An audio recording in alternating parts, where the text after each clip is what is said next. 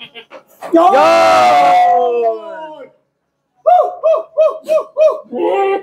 Tagal mo yun.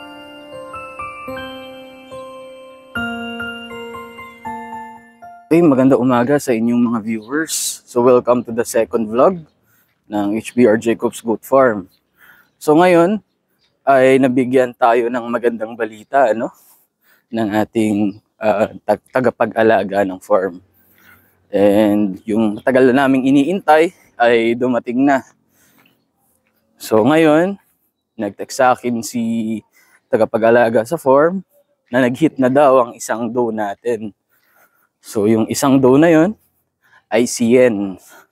So sa mga hindi nakakalam kung sino si Yen, si Yen po ang nag-champion nating doe sa recently Rumsol Goat Show 2023 Boer Doe category. So ngayon sinabi ni nag-aalaga na nag-hit na daw si Yen. So i-check natin ngayon kung nag-hit na nga ba siya. And kung nag-hit na siya, papasampahan na natin sa kanyang barako na si Dinar. So ngayon nandito na tayo sa main goat house, wherein dito ang bahay ni Yen.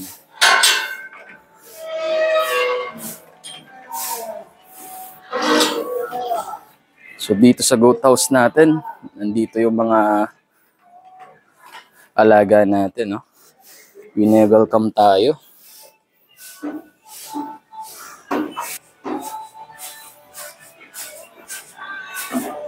So ngayon ginagawa nila is naglilinis.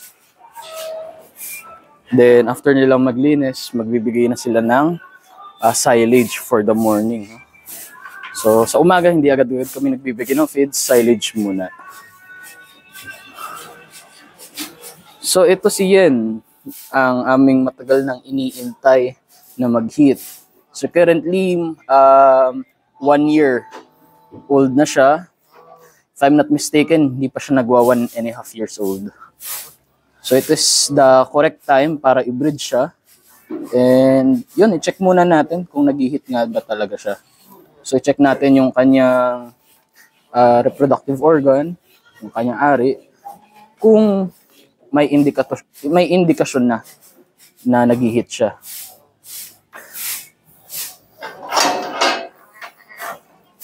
So ito si Yen. Agang-aga nagrereklamo. Ayan, pasok lang ako ha.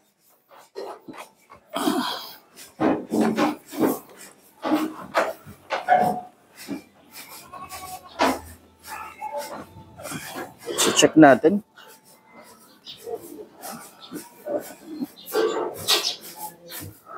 So kanina, may nakitaan kami dito ng lamad na labas. And medyo malakas yung lamad na lumabas. Kaya pakiramdam namin nag-hit na si Yen. So ito nga pala si Yen. And itry nating pasampahan kay Johnny or yung si Dinar na ating champion sa Rumsol Goat Show 2023 din. Sa Boer Back category naman. So mag-partner sila. Okay yan. Tabi muna ikaw yan.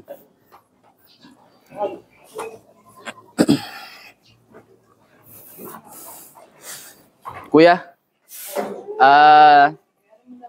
talian mo muna si Yen.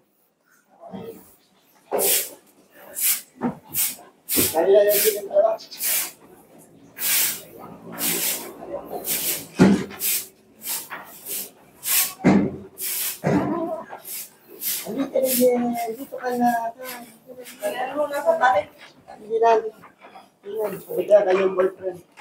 So ito si Yen, medyo madumi nga lang siya.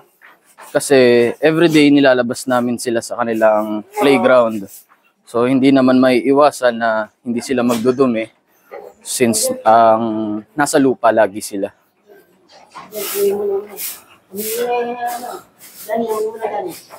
So dito, pine-prepare lang namin yung back, para mas ready siyang mag-breed.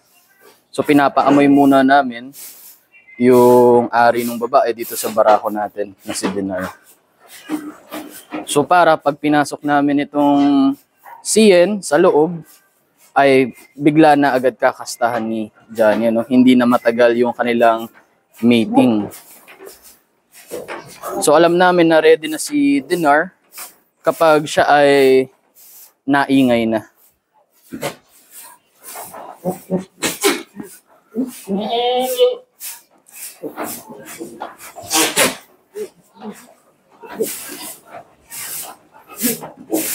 Okay.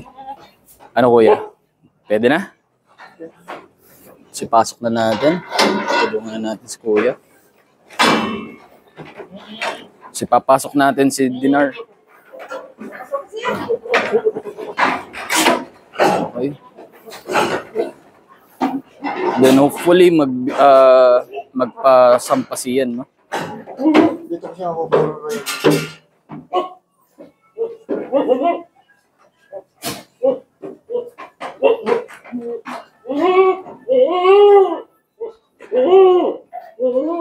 Bakit yan?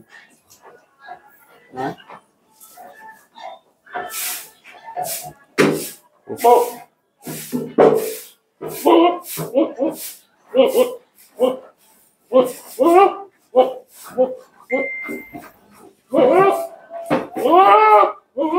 Baka na po yan sungay.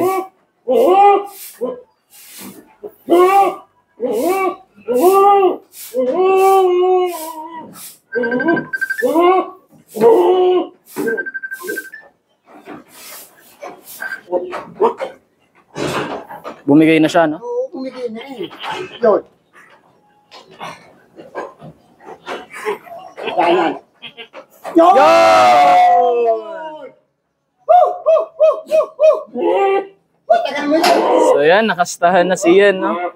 Tagal mo bumigay. Bumigay din si Ian. Pakiramdam ko mas gusto ni Ian si Machete. Minsan kasi yung daw natin na mamimili din ng barako.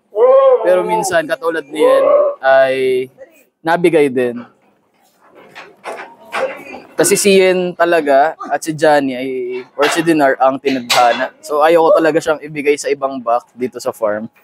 Bukod kay Johnny. Since sila yung dalawang nag-champion, gusto kong makakuha ng progeny nila na parehong champion yung parents. So ito si Ian.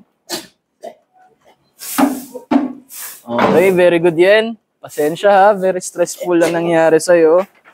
Pero ganun talaga ang first time. So, kuya, pakita ko lang yung sabta. Ayan po, so. Yun, no? May lamad. At ito talaga yung gusto niyan eh. Yung katabi niya na si Machete. Pero ang tinadhana talaga kay Ian ay si Dinar, no? Yun ang gusto naming breeding.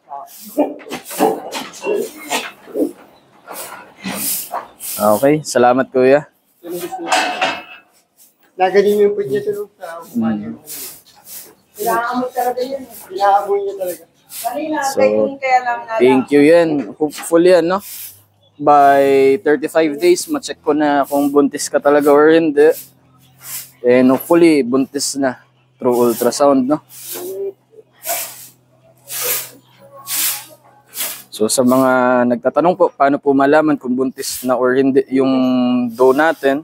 So pinakamagandang gawin po is i-ultrasound sila at 35 days old. So mas mahabang panahon po, mas magandang i-check sa ultrasound. Kasi pag mga 35 days old pa po, ay kakaunti pa yung makikita mo sa ultrasound machine.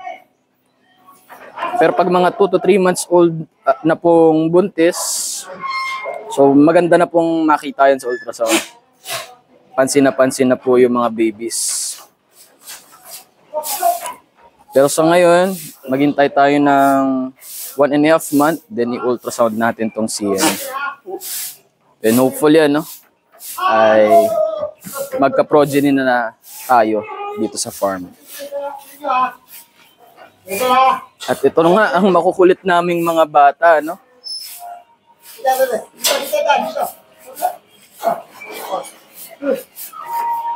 tayong daddy ngayon kasi.